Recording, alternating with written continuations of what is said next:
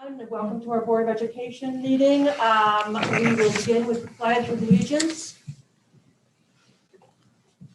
I pledge allegiance to the flag of the United States of America and to the republic for which it stands, one nation, under God, indivisible, with liberty and justice for all. Thank you very much. I'd just like to mention that Mrs. Kangern and Mr. Johnson are coming via Zoom tonight, and the rest of us are here. At our last meeting, we voted to approve the tenure for Christopher Nevertell and Brittany Perillo. And unfortunately, we didn't give them the proper shout out. So Mr. Clark, let's give them the proper shout out. So again, Brittany, you're with us here. So welcome. Brittany, would you, congratulations on your tenure appointment. Do you have anything you would like to share with us at this point in time? No, I just wanted to say thank you. I appreciate you guys taking the time out to do it tonight for me via Zoom, and I will always remember I'm the first Zoom tenure. And I want to thank you for all the outstanding work you do on behalf of our families and our students. And Chris Nevertell, likewise, again, contributing to our technology program at the junior high school. So again, Brittany, it's a pleasure to have you here this evening with us, and congratulations on tenure. Thank you so much. Mr. Barden, do you want to say something? You are Brittany's supervisor. Would you like to say a word or two? I'm sure she'll be embarrassed, but she's worthy of lots of praise.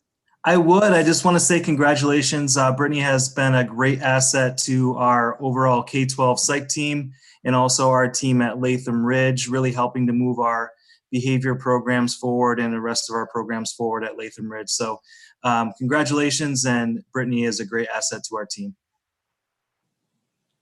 Well, the board congratulates you, and we look forward to a time when we can all be together and celebrate this. So again, thank you for joining us tonight. Thank you so much, everyone. Congratulations. Thank you.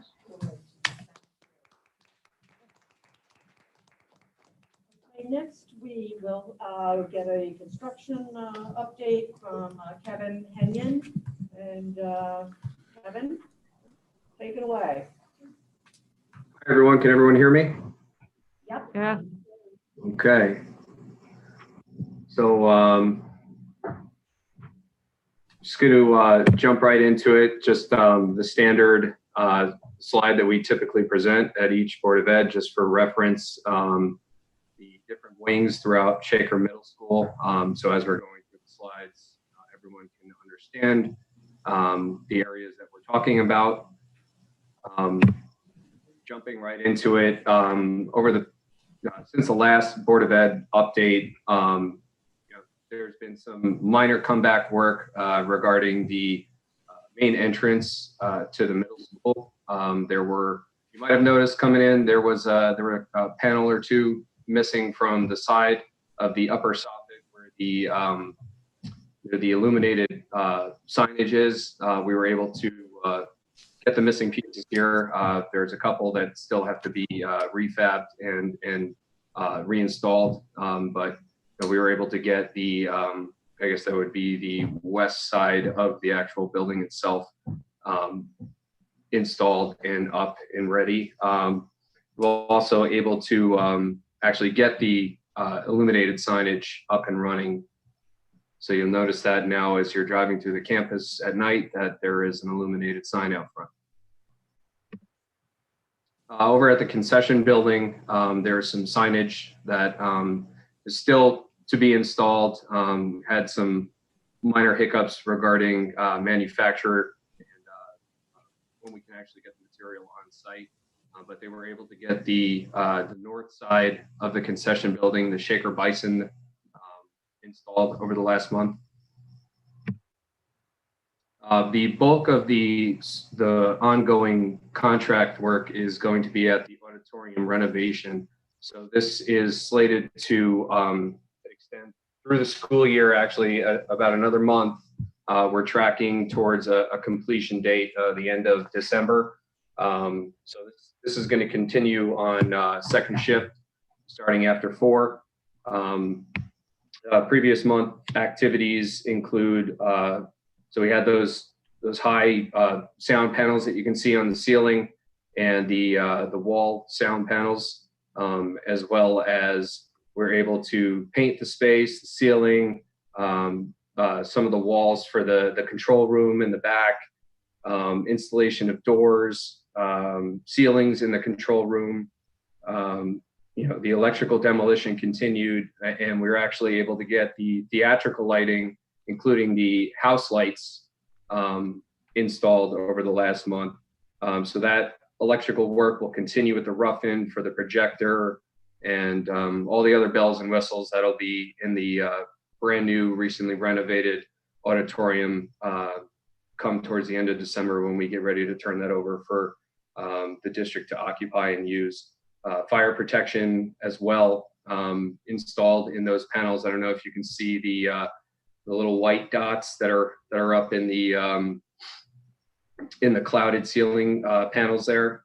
But there's also going to be fire protection at the stage, and like I said, projection and theatrical lighting, so on and et cetera. So substantial completion we're tracking is towards late December for this space. So shifting gears over to the high school. So the renovation work at the main office is substantially complete. I've mentioned in previous board meetings that we had some sort of structural steel issue and we opened up a wall. That has recently been put to bed. We've been able to move forward with the contract work. You can see that the vestibule storefront is installed, and we're progressing with the exterior finish as well as interior finishes. They've started the terrazzo work and begun the installation of HVAC equipment as well. So over the course of the next few weeks, that whole area is going to progress very quickly, and it's going to be we're tracking a completion of that entire space for occupying, moving from the second floor where the main office is at the high school right now, down to the first floor towards the end of December. So like I mentioned, we had, interior hollow metal frames. You can see right next to the terrazzo infills, we're able to get those frames installed, including the glass. To follow that is going to be, there's going to be shelving casework that goes in between those white columns, and they get wrapped nicely in wood finish. So this work is going to continue on second shift to complete the balance of the work. However, you have light fixtures, ceilings that'll progress, like I said, very, very rapidly over the next couple of weeks. So the addition at Shaker High, we've been able to also pull this forward to the substantial completion date per the contract was not until the end of next year. But as everyone is well aware, space is it's a hot commodity right now. So we've done our best to make the trades realize that it benefits everyone, especially the district, to pull this forward and to knock this out of the park and get this done this year. So work has been continuing second shift for the new home and careers edition.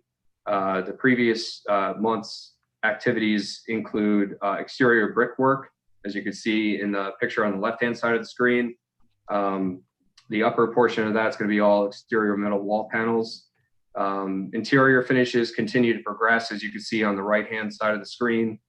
Electrical rough-in is near completion. We have light fixtures hung. They're in there hanging the mains for the ceilings now, so the ceiling should be dropped anytime within the next couple weeks. That unit right there is one of the unit ventilators that's going in this space to provide heat.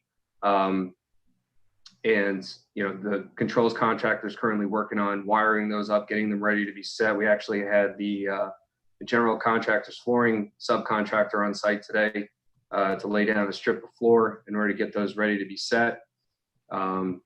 So the mechanical controls and everything is starting to come together there, and we're tracking a completion over the next couple weeks.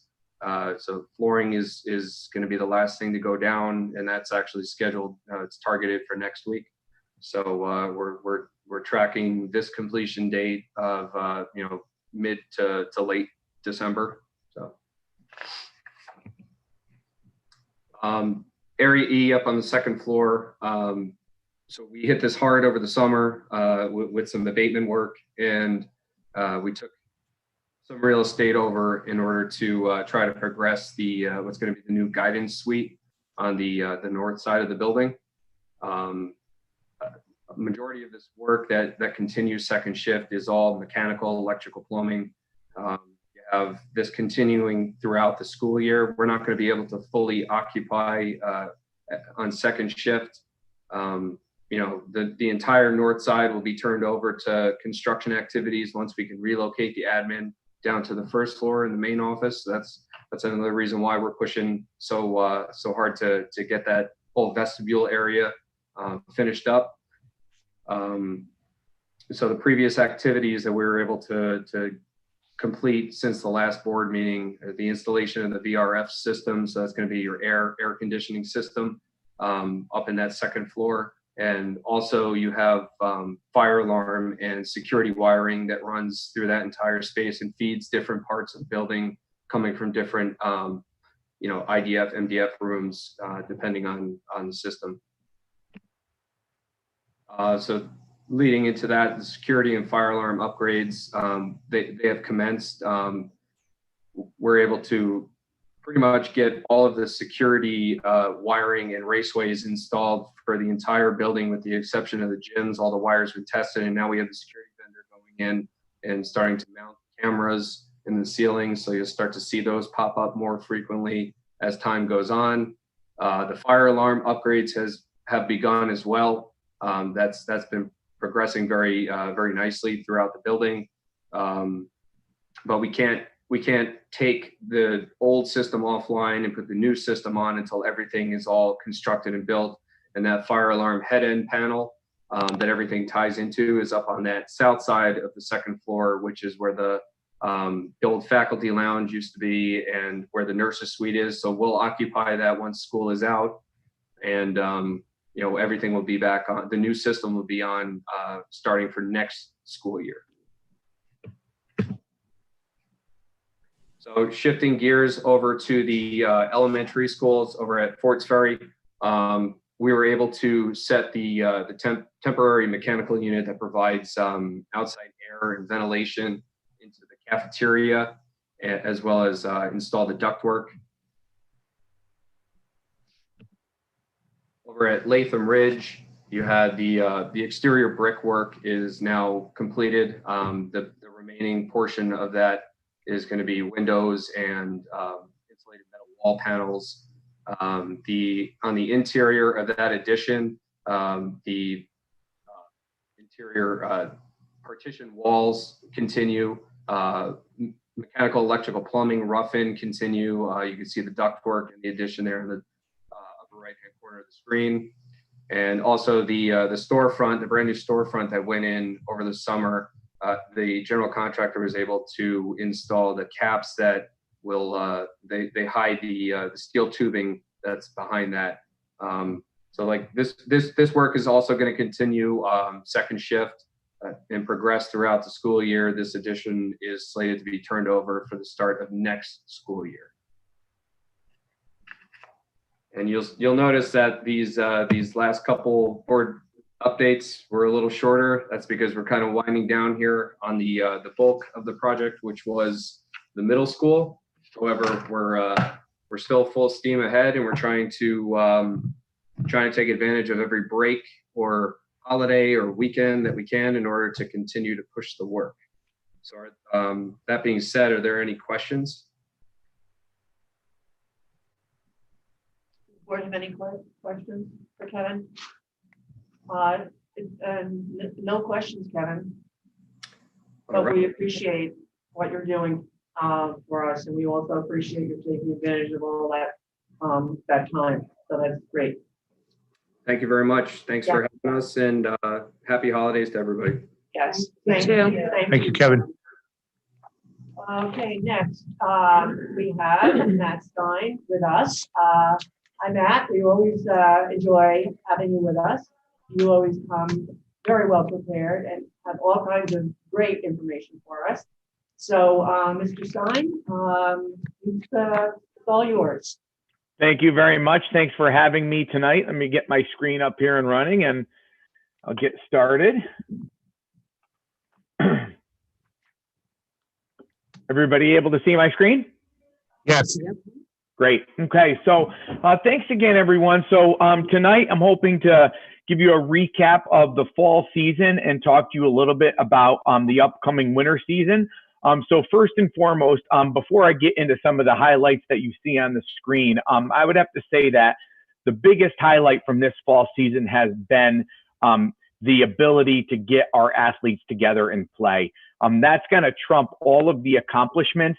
The fact that they were able to get together, practice on a daily basis, get the overwhelming majority, if not all of their competitions in this season, that sense of camaraderie, that sense of normalcy, it was huge for our student athletes. And I will tell you that at the beginning of the season, I know that they had a lot of question marks as to, can we really do this while wearing masks, and what's it going to be like to not have as many of our fans there? But I will tell you, by the end, they were grateful.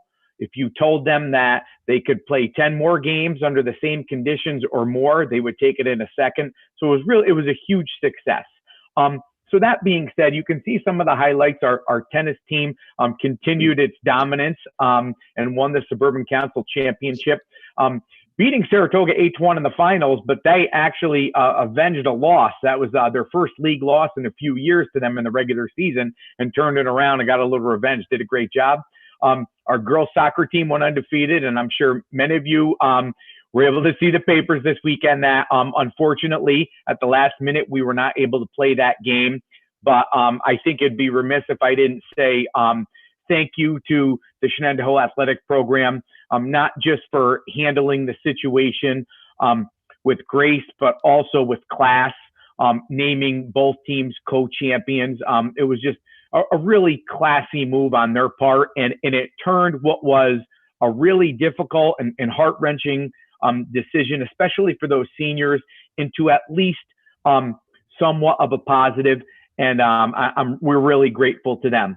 Our boys golf team was third at the Suburban Council Championship meet, and they were the regular season runner-up. Our girls cross-country team was regular season runners-up, and soon we're going to be releasing our league all-stars, just like we do in a normal year. But to summarize a few items, all sports were completed through league championships. The only exception to that was the girls' game. They got there for the championship, didn't play it. We had, at Shaker, we had less than 5 contests all season that were canceled or postponed due to COVID-related concerns. And I can tell you that we actually only had 2 cancellations the entire season. The rest of those were postponements that we were able to make up at a later date. So, you know, really, really successful as far as getting our contests in. And I think last but certainly not least, I wanted to take a moment to talk to you about the impact of our athletic safety coordinators that the board was gracious enough to approve for this fall. Our group of safety coordinators, they were just so critical to the success of our fall season. They were essential for running our contests. You know, we had a very strict 2 spectators per player rule, and they were huge in managing that. As the season wore on, we were sometimes hosting 3 or 4 night and weekend games a week that they had to help manage and cover. But also for our student athletes, what they were able to do to provide them support, whether it was through PPE, whether it was to get building access to meet their needs, if they needed water, and to support our coaches, whatever was needed, they were there. They were a huge impact, and I can't really thank the board enough for allowing us to implement that program with them this fall season. So moving forward, right now, low and moderate risk sports are the sports that are approved to begin this winter season. Now, for us in the Shaker Athletic Department, that is going to be 4 sports. And I'd like to talk about each one individually and give you a little bit of information as to how they will look and run. First, I'm going to begin with boys bowling. Our bowling team practices and competes in their home meets at Spare Time in Latham. Spare Time has already told us and South Colony, who practices and competes there as well, that they are willing to accommodate any of our needs as far as implementing a safe and healthy bowling program. That means that they support us requesting that there cannot be spectators in the building when our students are there practicing and playing. And they are 100% behind that. They really want our bowlers there bowling. Also, they've done things like closed off some of the lanes, so we're using every other lane. They've taped off some of the seating, so when the kids are waiting to bowl, they can't, they're not sitting on top of each other or near each other. And then their standard cleaning procedures that happen each and every day, just so they can operate as a business safely as well. So we've had their full support, and they've also told us that anything else that's needed that we may request, they're going to be there for us. So for our gymnastics program, we do the bulk of our practices at World Class. But this year, we're also going to look to do some practices at Northeast, which is another gym in Colony. And then as a league, we've decided to do 2 sites for meets this year. Sunday meets at World Class and Wednesday meets at the Saratoga YMCA. The reason we've decided on that is there's a couple. First and foremost, this allows us to set up, or really it takes away the component of setting up for the meets and taking away the gym space, because sometimes that can be a little bit problematic. And this year we're looking at really hosting more meets if we want to compete once a week. So by having our meets at World Class and the Saratoga YMCA, it allows us to do it off site. But the big piece that's really attractive about that is in our conversations with the local gyms, the gymnastics facilities, they really have a top-notch safety program as far as their sanitation and cleaning process and what they do each and every day when their facility closes. It's similar to like what we do in our schools at the end of the day when the kids are gone and our custodians go in and there's that next level of cleaning that happens. It's the same thing that's happening in those facilities. And that was a real draw to have our meets in these 2 facilities. Plus, no spectators are allowed. Both of those facilities are on board with that. And there's still the general cleaning and sanitation that will happen when our athletes are there. For example, if we have one of our athletes that's practicing or performing a routine, let's say on the beam, that's going to get cleaned before the next athlete goes on and performs. So there's a general cleaning that happens in between use, and then there's a deeper cleaning that happens in those facilities in the evening time before they open the next day. And then the third sport, excuse me, is boys swimming. And our boys swimming program is going to operate just like our girls swimming program this fall. Spectators will not be allowed. We will, just like our girls swim program, for practices with the squad, larger, in anywhere from like the 15 to 20 range. Essentially, if we're over 12 on our roster, which we'll be closer to 20. We're running 2 split practices, so we have less crowding in the pool during practice time. We do allow for more locker room use for our swim team because obviously we don't want the kids leaving the building wet and going out into the cold, but it's just for our swim team. And there's plenty of room for 20 athletes in one locker room. As a matter of fact, our one locker room we use for our swimmers can accommodate up to 35 safely with distancing. So 20 is definitely not an issue. And this past season, we experienced both some live meets and some virtual meets, and we'll do the same thing with our boys program to let the board know that we do not have the appropriate deck space to host a live meet, meaning having all of our athletes on deck on one side, all of the visiting athletes on deck on the other. We can't really fit everyone in there, and there's a rule in swimming that your team has to remain on the same side of the deck, so it doesn't allow us to move some of the athletes over into the bleacher area. So when we hosted meets this year, we did them virtually, and virtually means we swim all of our events. Our opponent swims all of the events in their pool, and then the times are compared and the team score is put together. But we will still attend live meets at some of the larger facilities like Niskayuna and Shenendehowa that have plenty of room to fit 2 teams on opposing sides of the deck, and we would run it just the same as we did the girls' season. Indoor track is classified as a moderate risk sports, but right now there are no local and regional facilities that are available for competitions. For those of you who don't know, indoor track takes place primarily at a lot of the indoor facilities at colleges and universities on their campuses, and they're just not available. So there's no decision yet as to where indoor track is going to go. So that is not a sport that I'm looking to hopefully get your support on tonight. We're just going to push that down the road and see what happens with those facilities. And as you can see at the bottom, and I mentioned about all the sports, that the Suburban Council has voted that spectators will not be allowed in bowling, gymnastics, or swimming this winter. So high-risk sports, I'm just going to quickly touch on this, and I'm not going to spend much time on it because they're really not approved to go yet. But I wanted you to know the high-risk sports that we do offer are girls and boys basketball, ice hockey, competitive cheer, and wrestling. Now, at this time, the New York State Public High School Athletic Association has declared a projected start date of January 4th.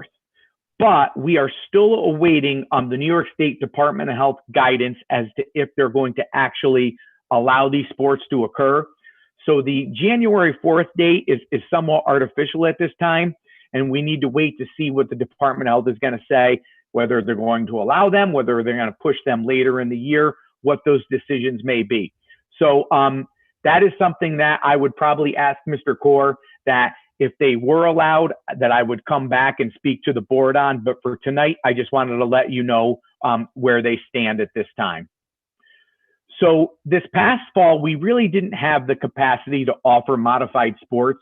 I wanted you to know that boys bowling, swimming, and gymnastics do not have a modified level. So that's not something that we're just not offering this year. They don't have that level to begin with. If high-risk sports are permitted, I've spoke with Mr. Kaur. I've told him that I feel that we possibly could look at some modified offerings in some of those sports, again, if those sports do get allowed, but that's something we'll visit down the road. And excuse me, one of our modified sports, modified swimming, which is a co-ed team, the league is right now talking about moving it to our fall 2 season. That's the season of March and April, which football and volleyball and cheerleading got moved to. And because there won't be any varsity boys or girls swimming happening in fall 2, we're looking to move that modified season to then so we can give our middle schoolers the opportunity to swim. And that's something, again, down the road, if it does happen, I would come back and speak to the board about. So in the fall, we said that we only wanted to grandfather in our 7th graders who went through our athletic placement process last fall of 2019. And that's something that we would like to do again this winter. So that means that if we had a 7th grader last year that completed the athletic placement process for bowling, for gymnastics, or for boys swimming, that we would like to grandfather them in as 8th graders this year, but all others would not be allowed to go through the APP process. I will say that that was a tough decision to make, but I think it was a wise one, as we have experienced that the more we can avoid crossing cohorts, the better. And I know that, you know, myself being on our crisis response team and, you know, dealing with a lot of the positive cases we've had recently, I think we all can attest that, you know, the more we can avoid this, having a junior high student, you know, be involved with a high school program, the better. I will tell you that the number of students who are going to be grandfathered in between those 3 sports is going to be less than 5, very similar to the fall. And I think that it would be an appropriate policy again this winter. So some health and safety. So these are some things that are going to be very similar, if not identical, to our fall season. I talked with you at great length about these going into the fall. So I'm just going to touch on them tonight. And if you want to ask me any questions at the end in greater detail, I'm more than happy to share that with you. But just like in the fall, daily attestations are required. I point that out because being on a team, some of our athletes may be full virtual students, or it may be a day where they did not come in for school for live instruction. So they still complete an attestation before they come into school. We are gonna follow the NISVA, the North Colony, and the Department of Health's guidelines, which I'll touch on those at the end. For the winter sports, masks are going to be required, just like in the fall. The exception is swimming. Swimmers don't wear masks when they're in the water, but they wear them immediately as they exit the pool. Our swim coaches did a great job. Simple. Our girls had masks. They were in Ziploc bags. They would be on the deck right in their lane. And when they get out of the pool, mask would go on. They did a fantastic job with that, and masks will be required again this winter. Equipment disinfecting, I touched on that before. The same processes will happen. I touched on gymnastics, and I touched a little bit on bowling. And of course, swimming. There's not a lot of disinfecting that happens other than our pool area and deck getting cleaned every day before our athletes come back the next day. Personal hygiene is important. We always provide plenty of hand sanitizer. Anything that might be needed to clean any of equipment is always readily available. And we pride ourselves in really having a lot of PPE ready for our coaches and for our athletes wherever they need it. We're very thankful that the district and Mark Wiegert with Custodial, anytime I've needed more masks, more hand sanitizer, wipes, you name it, he's delivered. We have a good little stockpile for athletics that we dip into whenever we need it. And that worked out really well this fall, and we'd be prepared for this winter. Our athletes know that water is something that they need to bring with them. We don't provide, but again, it's something that we're always prepared for. We simply keep cases of bottled water. And whenever athletes need it, if they don't have it that day, we make sure we take care of them. And then our athletic safety coordinators positions for this winter, this will be something that I'm not going to explore until we see what happens with high-risk sports. There's not going to be a need for safety coordinators in relation to our bowling, gymnastics, and swim teams. But if high-risk sports were to happen in some capacity, that'll be something I'll explore again and come to the board about. But at this time, for our low to moderates, I don't feel they're going to be needed. Some additional items that are similar to the fall as well. We'll use our Family ID platform again. So, this fall was our first season that we used Family ID. It's an online registration for our families to do their recheck forms or submit a digital copy of their physicals. It went great. We chose to go this before COVID had hit, but the timing couldn't have been better because we're able to do that process without our families having to come in or drop off paperwork. So it's all digital. It's worked out great.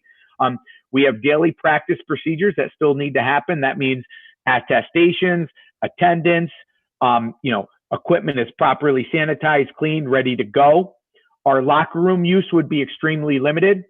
This past fall, locker room use was only permitted for athletes who were in person that day. The ones that had to change because they were in school, and we would follow the same procedures for this winter. But truth be told, regarding the low and moderate risk sports, our bowlers don't change. They leave and they head to the alley. Our gymnastics team practices off-site, so they don't change at school. So really, our swimmers will be the only athletic team from the low and moderate risks that would need a locker room. And we worked that out with our girls team. I'm confident the boys season would go just as well. Transportation would be similar. We know that 22 per a bus. So for us, that includes our athletes and coaches, 22 total. Parents, I should say, did a great job helping us manage transportation this past fall season. We never had an issue where we had more people that we can get on the bus. And that's because parents really were willing to lend a hand with transportation. And I thank them for it. And I know this winter, I'm confident that we'll get that support again. I said spectator scenarios because I've shared with you that for our low risk and moderate risk sports, spectators are not allowed. I don't know what will happen with high risk sports. If high risk sports are allowed, they may not be permitted, but I'll definitely share that information with you if we get to that point. And then positive cases in contests would be handled just as they were in the fall. That means if we need to cancel or postponed right up until the last minute. It happens. Everybody's extremely flexible. If we're able to make up the contest, great. If we're not able to make up the contest, our athletes and our coaches know that we're just going to keep plowing forward in our season and plug away. And maybe if we can pick up another contest somewhere, we can. And if we can't, then so be it. Last but certainly not least, there's really 3 documents that we reference that I'll show real quick. First is the NISPA Return to Interscholastic Athletics, and this is the winter sports edition that came out. And this is what gives the specific guidance to, right at this time, just to our low and moderate risk sports. We have the New York State Department of Health guidance for recreation, sports and recreation. This is unfortunately a little bit dated document at this time. I don't know if you can see on the screen. It goes back to August 15th. This is really the updated document that we're waiting on to see what can happen with high risk sports. And that will be our guiding document to see if they can happen or not. But we still use it as our guide, even for the low and moderate risk sports for the winter. And last but certainly not least, using the 2 documents, we've created our own North Colony Return to Interscholastic Athletics for the winter. And in this document, we basically take the key pieces and components of the previous 2 documents into our own as to how our policies and procedures will work for a winter season with our low and moderate risk sports. So with that, I ask if any of you have any questions for me. Does the board have any questions? Sam or Sandy? Sam? Yes, I have a couple. Mm-hmm. It talks about the conditions for bowling, also gymnastics, but it seems more relevant for bowling. Yep. They practice at spare time or other public facilities. Are other members of the public going to be in the building with our athletes? I mean, presumably they have an area set aside, but there's a lot of lanes at spare time. Yep. Are there going to be other members of the public in the building at the same time? When we are practicing and competing, the only other people that would be there would be the South Colony bowling program. And if you've been in spare time, there's 2 sides to the house. So that's how we can separate the 2 teams. Okay. And there will not be members of the public there. Okay, great. Okay. That's good to And hear. one of the things I did forget to mention with bowling and competitions that if you've ever seen a bowling match, the kids are grouped in 8s, 4 from each school, working off of 2 lanes and alternating as they bowl through the frames. What will be different this winter is we are not going to put 2 schools together. That will keep the schools cohorted and separated by 2 lanes, so to speak.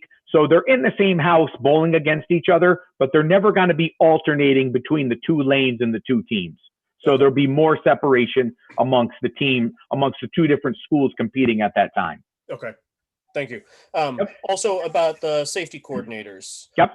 You mentioned the success of the program, which is great. Are there lessons that we might take as a district from what was so effective about that and maybe apply it to other extracurricular activities that aren't sports? I don't know if that's something that we can or cannot do, but that might be something worth giving some thought to. I don't know how applicable it is or not. Yeah, I think, well, first, obviously going in, I think we tried to plan for every scenario. I will tell you that their biggest job was, without a doubt, was spectator management. Okay. And not in a sense like a Friday night football game with 3,000 Right. people and making sure that it was two spectators per player, that people stayed spaced out, that they were wearing masks, that they were respecting the rules.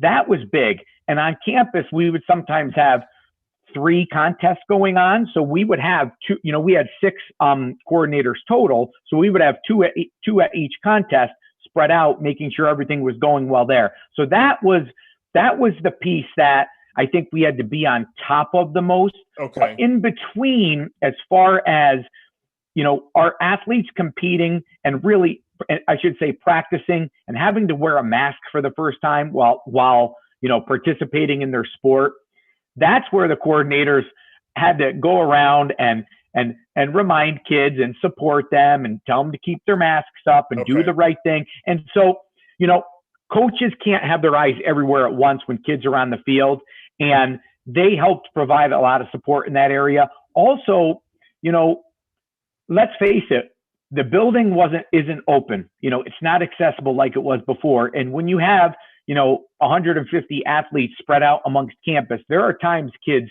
need to get in the building, or there's things they need, and those adults were there to provide that support. So I'm not sure in what ways that could be applicable to other extracurriculars. I don't know. Okay. So I don't think It it's a does bad sound idea. like I'm just not sure. Other extracurriculars are virtual right now. Yes, as I well. understand that. I realize that for some of those activities, there might be a good deal of merit or not merit, but there might be a good deal of value to the participants in being able to get together. But it does sound like many of the things that the safety coordinators did would have been unique to athletics anyway. It wouldn't be applicable to, say, a robotics team. Yeah, I will say this though. I think when we swing into the spring and the weather improves, and we're saying, okay, is there a way some of our other extracurriculars can take place and we do them outside? Right. Okay. I think the support for while we're outside, I think, you know, there could be a need there in some of those extracurriculars. As many of you may or may not be aware, you know, our marching band has been working out in the parking lot. That's an example of one. And I can tell you that, you know, our coordinators were around. I know there were times where some of those kids wanted to get into the building, and they were there to, you know, yep, let's get you in and then get what you need. And then, you know, saw that they came back out. And so they were there to support, you know, what few things were going on outside of athletics at that time anyway. And I think there's potential in the spring. I do. Okay, so not so much. You just answered my follow-up question, which would have been, why are they not needed for the low to moderate risk sports in the winter? But we're not dealing with spectators. We're not, and it's already indoors, so a lot of it. And 2 of the 3 are off-site. Right. Gymnastics is off-site, and bowling is off-site. Right. So that's a big. And you put that together with the spectators and no spectators, and that's a big reason why. Okay. Yep. Those are my questions. Thank you. Okay. Yeah. Are there any, Mr. Core?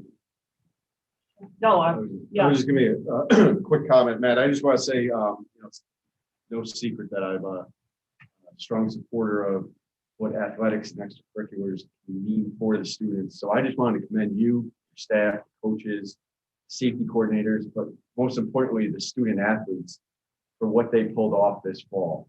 You know, I think going into this, we were all comfortable with saying, let's take a chance. Let's hope they get a couple of games in. To see what was pulled off with how low the numbers were is quite impressive. Instills some confidence for going forward and the plan you put forth for the winter. So I just want to commend everyone for that. I hope that there comes a time when we can properly recognize these teams for their championships that you had in the fall. And also want to, you know, it's worth recognizing again what Shen did over the weekend.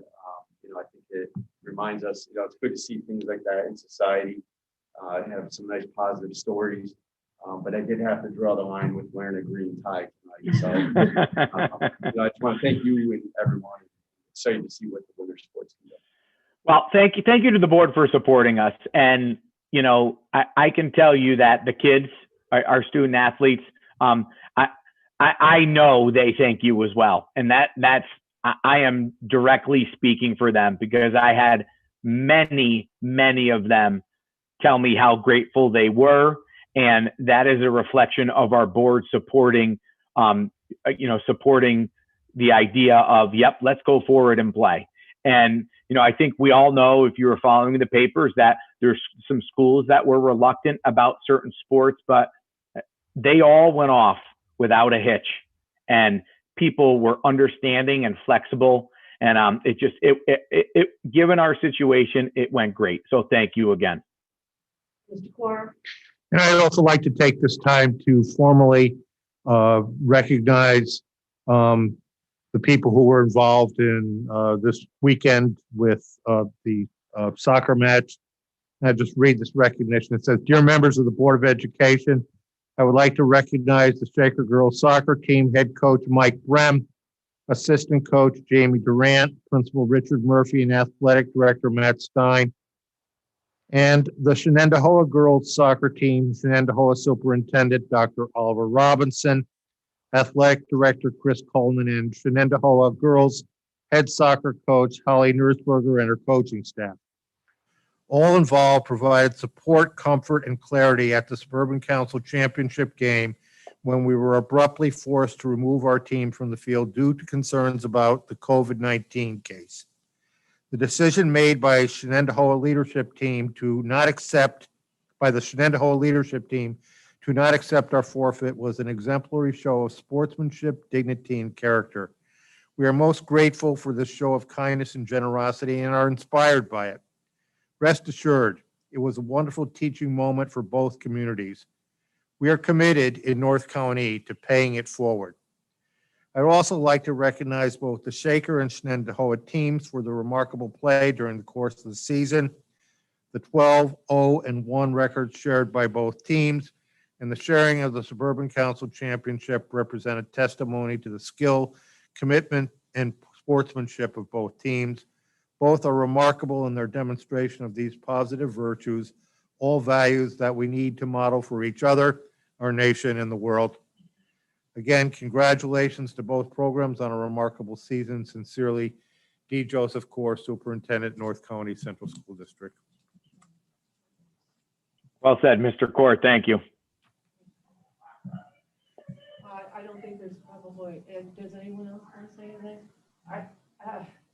Matt has spoken well for all of us, as has Mr. Core, and I will say what I said the last time you were here. I'm extraordinarily proud that North Colony has given our athletes the opportunity to compete. I think that we all are very proud of that. So thank you for facilitating all of that.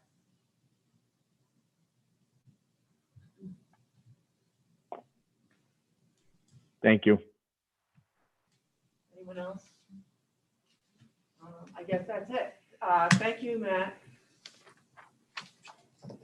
All right, we're going to move to the agenda now, and I'd like a motion to approve personnel actions. Mr. Cannon? I move to approve personnel actions as recommended by the superintendent of schools. Thank you. In a second, Ms. Brunel. Any questions or comments? Hearing none, all in favor? Thank you. I'd like a motion to approve recommendations regarding placement and classification of students, as well as special appointments and contracts. Shavo? I move approval of recommendations regarding placement classification of students as reviewed by the District Committee on Preschool Special Education for the 2020-2021 school year, and recommendations regarding placement classifications of students as reviewed by the District Committee on Special Education for the 2020-2021 school year, and I approve special appointments and contracts as recommended by the Director of Pupil Services. Thank you. In a second, Mr. D'Orazio. Any questions or comments? Hearing none, all in favor? Thank you. I'd like a motion to approve the budget calendar. Ms. Nardolillo? I move to approve the 2021-2022 budget calendar as recommended by the Assistant Superintendent for Business. Thank you. In a second, Mr. Vondell. Any questions or comments? We're all looking forward to that. All in favor? Thank you. I'd like a motion to approve the superintendent's attendance at a conference. Ms. Brunel? I move to approve the superintendent's attendance at the Beyond Conversations About Race Virtual Institute conference as recommended by the Employee Relations Committee. Thank you. In a second, Mr. Cannon, any questions or comments? Hearing none, all in favor? Thank you. I'd like a motion to approve an unpaid internship. Mr. Shavo? I move to approve the appointment of Caitlin Harley to an unpaid internship in the Food Service Department from December 7th, 2020 to February 22nd, 2021, as recommended by the Assistant Superintendent for Business. Thank you. And a second, Mr. Razio, any questions or comments? Hearing none, all in favor? Thank you. I'd like a motion to approve employee time off. Mr. Johnson, I move to approve employee time off on Thursday, December 24th, 2020, as recommended by the Board of Education. thank you. And a second, Mr. Shavo. Any questions or comments? Hearing none, all in favor? Thank you. I would like a motion to approve a resolution to accept a donation. Ms. Grinnell, I move to approve the resolution to accept the donation as recommended by the Assistant Superintendent for Business. thank you. And a second, Mr. Cannon. Any questions or comments? Hearing none, all in favor? Thank you. I'd like a motion to approve resolutions authorizing a cooperative energy purchasing agreement. Mr. Rondell, I move to approve the resolutions authorizing participation in the cooperative energy purchasing service for electricity and natural gas, and to approve the joiner agreement for participation in the New York School and Municipal Energy Consortium as recommended by the Assistant Superintendent for Business. thank you. And a second, Mrs. Pangburn. Any questions or comments? Hearing none, all in favor? Thank you. I'd like a motion to approve some change orders. Mr. Johnson, I move to approve the following change orders. 5 change orders, COR 008 through 012, totaling $99,123 to the Best Hatfield Construction LLC contract. 2 change orders, COR 033 and 034, totaling $30,622 to the Bet and Kring LLC contract. 1 change order, COR 017, in the amount of $1,873 to the De Gesseri Mechanical Incorporated contract. 2 change orders, COR 009 and 010, in the amount of $156,637 to the Hewitt Young Electric LLC contract, and 1 change order, COR 030, totaling $789 to the Castleman Electric Company Incorporated contract, as recommended by the Assistant Superintendent for Business. thank you. In a second, Mr. Shavo, any questions or comments? Hearing none, all in favor? Thank you. I'd like a motion to approve an MOA between the district and the AANC. Mrs. Nardolillo, I move to approve the memorandum of agreement signed between the Administrators Association of North Colony and the North Colony Central School District as recommended by the Superintendent of Schools. thank you. And a second, Mr. Shavo, any questions or comment? Hearing none, all in favor? Thank you. I'd like a motion to approve an agreement between the district and the CSEA non-instructional unit employee. Mrs. Serrazio, I move to approve the agreement between the North Colony Central School District, the CSEA non-instructional unit, and an employee as recommended by the Superintendent of Schools. thank you. In a second, Mr. Cannon, any questions or comments? Hearing none, all in favor? Thank you. We're going to go through 2 committee reports, and we're going to go there through motion 12. So I'll take a motion for 12. Ms. Grinnell, I move to approve the adoption of policy number 4570, privacy and security for student data and teacher and principal data as recommended by the policy committee co-chair. thank you. And the second, Mr. Vondell. I'd just like to mention before we vote that Mr. Vondell and I are, as policy co-chairs, have reviewed the policy, have submitted questions to the attorneys. The legal team has signed off on it, and then we distributed it to the board, and the board had, I think, about a week to consider it. And so that's our process. But we do have Julie Scriven here with us tonight in case anybody has a question about this data privacy policy.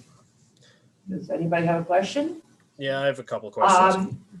Julie? I'm here.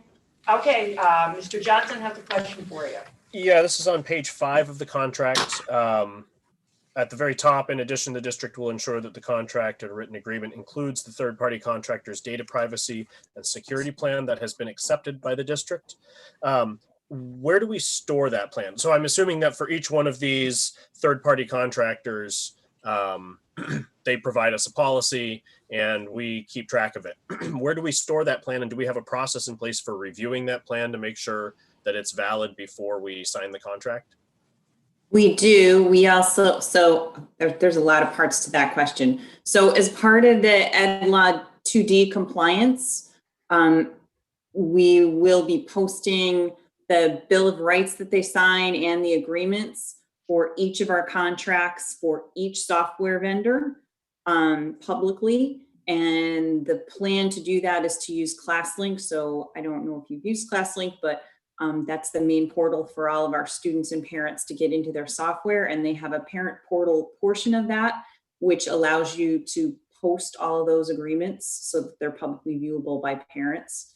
The majority of our software contracts are actually done through BOCES, and they hold those data privacy agreements, and they are still in process of getting all of theirs in place. So once they're all in place, we'll be able to post those live in ClassLink as well as our own.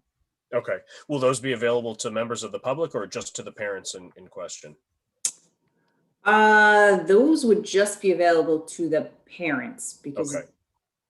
And then my other question deals with click wrap agreements. And that's a pretty broad scope, especially with the GDPR making everybody accept cookies every time we click on a website.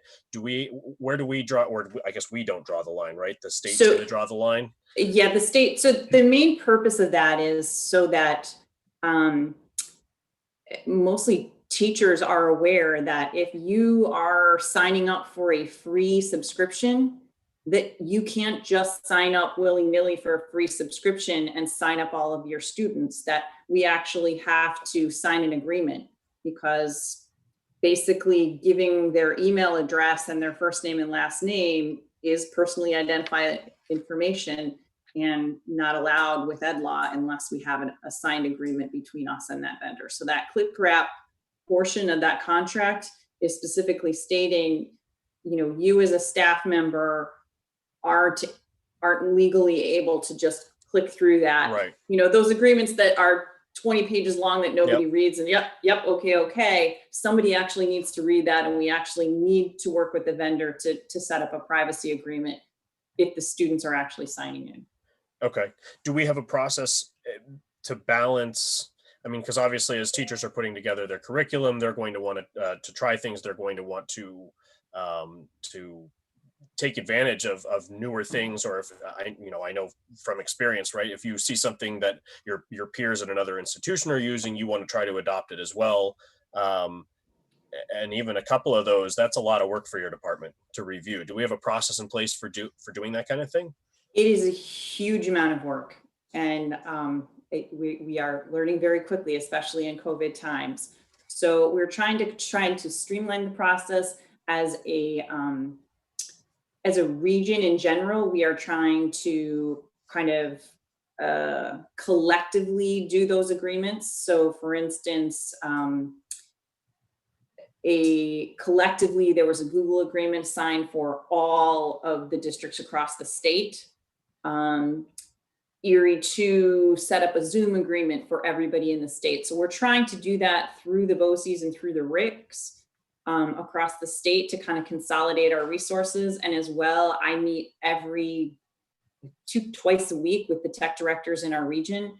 And if one of them, comes up with a new subscription and they've already dealt with them and gotten an agreement signed, we all find out about it. We all share the agreement and go down the same pathway. So it definitely makes it a little easier, but it's still not easy. It's a very time-consuming and rough process, and every district across the state is trying to come to grips with it. And whatever process we come up with will balance the needs of the teacher against the needs of the IT department. Yeah. Okay. I think those are all the questions that I had that I need answered before I vote. That's. I do want to touch base with you, but I can do that offline, and it's not urgent. Thank you. Are there any other questions for Julie? Julie, we appreciate your expertise and all the help that you offered and provided in terms of the policy, fine tuning the policy. So thank you very much, and thank you for being here tonight. All right, all in favor? All right, thank you. We can go to administrative reports because there are no other committee reports. Yes, I have the enrollment report, and this is for the enrollment period ending October 30, 2020.